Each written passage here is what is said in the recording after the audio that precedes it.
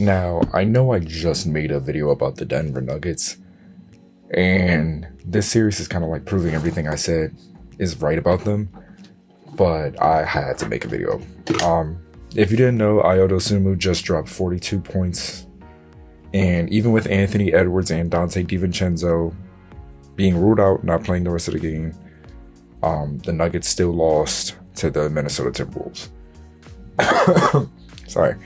The same thing as before, terrible rim defense, bad perimeter defense, and just choking in the clutch, Jokic has another bad game, and all of a sudden I'm looking at this Nuggets team and I'm like, man, they are doing exactly what I thought they were going to do.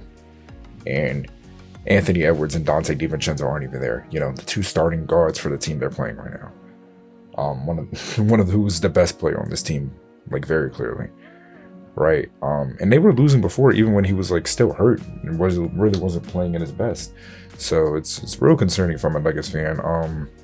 And I kind of wanted to talk about it. And I think a big part of it starts with Nikola Jokic. I think he's been overprotected as a player his whole career, honestly, and we can talk about a couple things. So I'll start off with number one, his offense. That's like been his main selling point, obviously. Like that type of player, he has to be like a all-time great level offensively every playoff run if they're going to do anything, and he just hasn't been.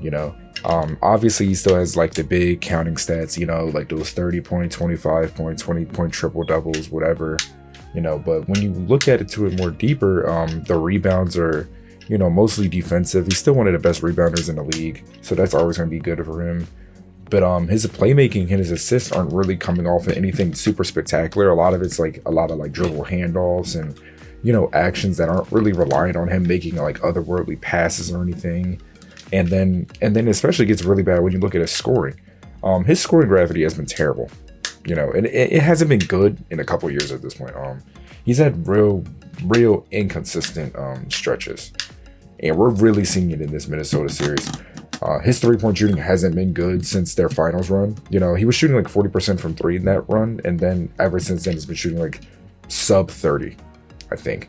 And then also like his scoring in general is just taking a very clear dip down from the regular season. And it's just made it much harder for teams to be pressured by him as a one-on-one player, We've been seeing him all series get locked up by Rudy Gobert on that end of the floor. Even though, he's technically still getting big numbers, but we saw the game before it was like 15 free throws. And now this game, it's like, he'll get his numbers and then he'll disappear in the big moment, right? This is the second game in a row where he's consistently been bad in the fourth quarter. Especially in games where they're in striking distance. So if he was like good in the fourth quarter, these would be actual games. These would be games that they can win. And we're kind of just seeing it. We're seeing some real ugly play from Nikola Jokic right now, man. And it's kind of been like the same. Like even last year against OKC, like he was like not all that good for most of those games. Like he had his 40 balls, the crazy games, but it was very inconsistent. He had a lot of very inefficient games, and he's been kind of doing this the past couple of years. And it's very ugly to look at. Over his last three games, he went 8 for 22, 0 for 3 from 3, 7 to 26 from the field, 2 of 10 from 3, and then 8 of 20 from the field and 1 of 7 from 3. That's not good, like at all. Like you cannot be your team's best player, primary scorer, and you're this bad scoring wise.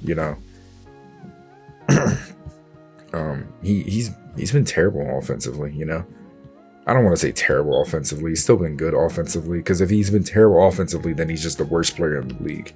And that leads me into my next point, defensively, right? We've all ragged on his defense for years at this point. We know it's bad. Like, we know that, right?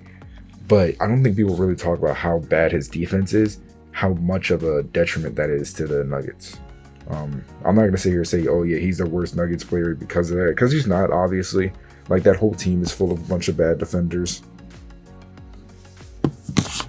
But what I will say is, because of him being such a bad defender, if he's not playing at an all-time great level offensively, he's a legitimate net negative on the court. The difference with him being a bad defender and other like superstars that are mainly offensive, like Steph Curry, why am I forgetting his name? I was just thinking about this earlier. Luka, sorry, I forgot Luka's name for a complete second there. But when he's not doing good offensively, his defense is such a detriment, because unlike other guards where you can hide them, you can just build defensive units around them that don't really have to worry about it. He's a center. He is going to be consistently put in actions as a center defensively. As a center, rim protection is the most important part of defense. That's why guys like Chet Holmgren and Victor Wembanyama are always going to be the best defenders in the league, because they might not be the best perimeter ISO defenders. Their rim protection is crazy, because the rim, those layups, dunks, whatever, is the easiest shot in basketball. No matter who you are.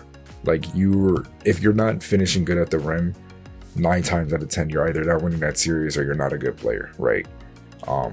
And we're seeing it with his rim protection. It's especially because he doesn't have a bunch of elite defenders around him, it's getting exposed, Anthony Edwards was hurt, so he couldn't really attack it, but Julius Randle's attacking it. Ayo Dosunmu was attacking it. The Timberwolves are kind of getting whatever shot they want right now. And, I don't even have to say it. Jaden McDaniels said it himself, It said the whole team's just a bunch of bad defenders. There's no good defenders here.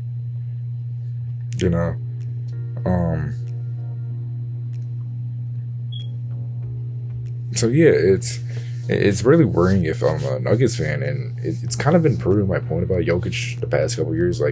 Even last year before the finals run, I said SGA was better than him, because I can't put a one-way player as the best player in the world, especially when they're at a position where them being a one-way is an inherent detriment to their team. I've been saying this since his MVP debates with Giannis Antetokounmpo and Joel Embiid, where I'm look, I get it, his offensive numbers are clearly the best out of them, but 2 of those guys are defensive player of the year level, all defense first team level guys, and he's not just that, he's just not a good defender. He's a bad defender, actually. We saw other things his defensive advanced stats say that he's a good defender, but that's really skewed because of his rebounding.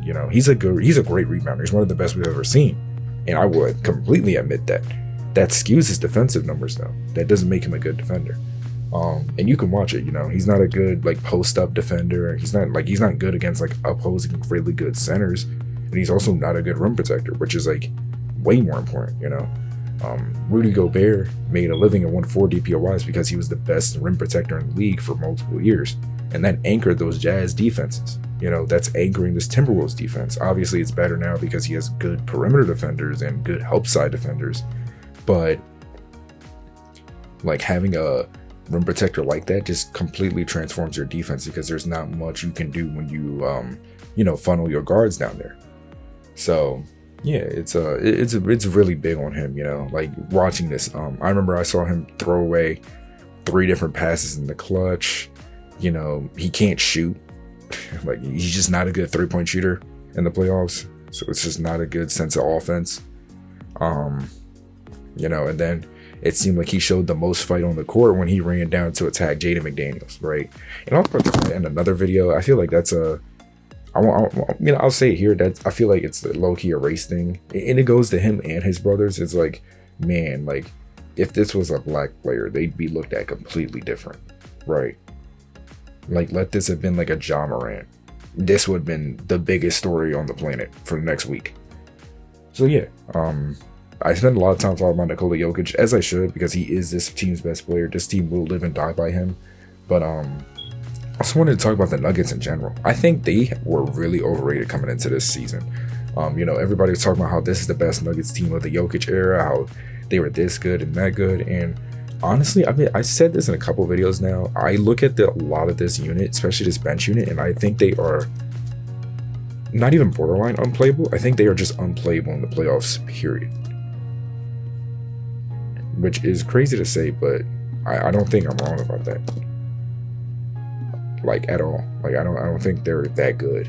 Nikola Jokic, like let's go down the list of these players. Nikola Jokic, Jamal Murray, obviously you have to win with them. Those are your two best guys. They've showed up in the playoffs, even if they're playing bad right now, right?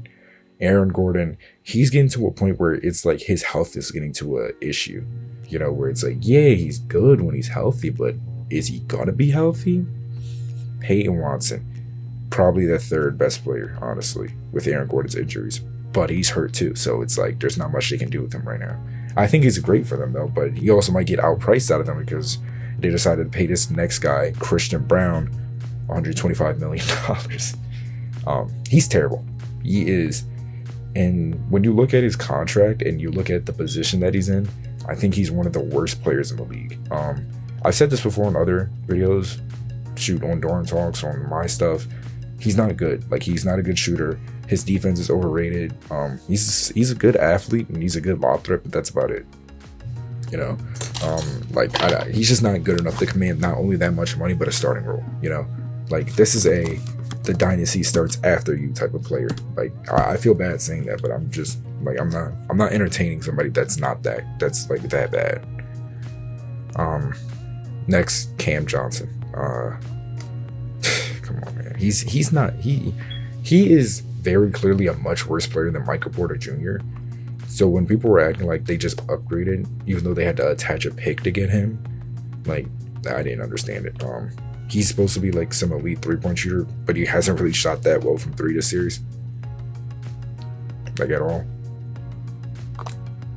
Like he shot terribly from 3 this series right now. Like he's just not been good. He's had 2 solid games of shooting, but the last game he had a 50% 3-point shot, but that was on 2 attempts. So, and he also shot 50% from the charity line. So, you know, outside of that, he just hasn't been good. You know, he hasn't been a good pickup for them, and his defense is overrated. Like he's not even a good defender either. You know, Michael Porter Jr. is just clearly better. It would have been so much better for them, right? Jonas Valanciunas, I've been saying this for a while. He's not good. He's unplayable. He fouls too much. He's not a good defender. He's not a good shooter.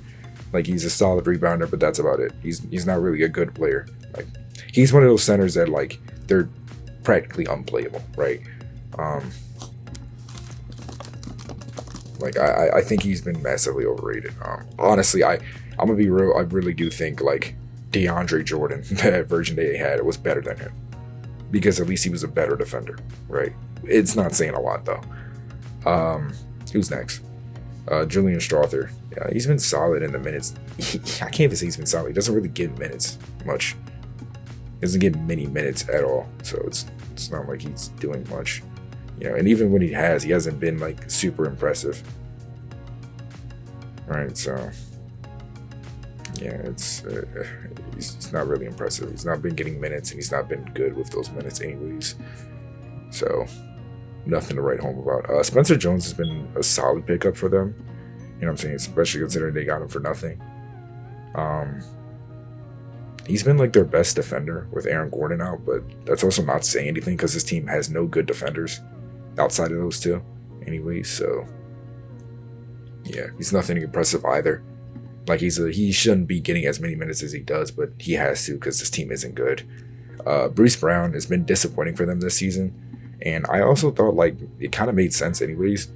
Well, he was good for them in their title run, but like that whole team was outlier good, right? And they didn't really play anybody that good anyways, you know. And then he hadn't really been that good in the regular season when he left anyways, right? And then when he came back, he also hasn't been that good. He hasn't been some elite player. Like he hasn't been an elite shooter. He hasn't really done much, you know.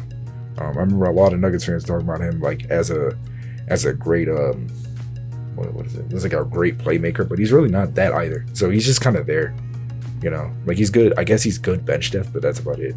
And then also Tim Hardaway Jr., right? Tim Hardaway Jr. has actually been good for them. Like he's been their best bench player. He was in the running for 6th man of the year. He's been the one good pickup. Like I think if they ran it back with the team from last year, you know, and they got Peyton Watson, Tim Hardaway Jr., Spencer Jones. I think that's a really good team right there. I think that's a contender. But outside of him, this team, like all of these pickups, just unplayable. You know what I'm saying? Either hurt or just not good. And you just look at this team, you're like, this team just sucks. This is not a good team. It's just not. You know what I'm saying? They might make it up the first round now because Anthony Edwards and Dante DiVincenzo are down. And if they can like shut down Ayo Dosunmu, but like also they're not good enough defensively for me to think that they are going to be able to shut down Julius Randle, Ayo, and Jaden McDaniels. Like, I just don't know if they're that good. So it's going to be like, can their offense lock in against a team that's consistently held them to like not good showings at all? Like, but yeah, I think when you look at it, I think, you know, a lot of the blame was placed on guys like Russell Westbrook and MPJ and Mike Malone, but it's kind of showing that those guys really weren't the problem here. Honestly, I think those guys would have been really good for them here. You know, I think Russ would have helped in the fact they have no good ball handlers outside of their main two, right? I think Russ would have helped in the fact that they have no good defenders. You know, a good perimeter defender really helps you out a lot here. And, you know, just having somebody that's like good enough to be a spark, even off the bench, right? Or just be a better Christian Brown, because neither of them can shoot, but Russ does everything else better. So, you know, you're starting Christian Brown, you can't get much worse than that. Michael Porter Jr., as I just said, better than Cam Johnson. He wasn't elite, but he's like clearly better than him. Also, he was playing through like a torn shoulder last playoffs. So it's like, I don't know why you throw him under the bus as the bad guy of that zone. And David Adelman hasn't really showed a lot for me. It tells me that he's an elite coach, or at least even better than Mike Malone, you know. So yeah, this Nuggets team, I think they are in a lot of trouble. I think if and actually when they lose in this postseason, when they do finally get sent home, you have to go into next season with a big retool mindset. You have to look at a lot of these players and say, you are expendable. And I'm kind of glad people are starting to look at Nikola Jokic, because I think he has been way too overprotected lately. I think, you know what I'm saying? Like, I think it's been really weird how much grace people give him as a player, you know, like saying he should have won all these MVPs. When I'm being honest, if it wasn't for Embiid injuries and it wasn't for voter fatigue for Giannis, he really shouldn't have won as many as he did. And SGA's been the clear best player in the world the past 2 seasons. Nuggets are overrated, and they're still somehow not the worst disaster in the West because of the Houston Rockets, who I'll make a video on after their game tonight. Whether they win or lose, it probably isn't going to change much of what I'm going to say about this video about them.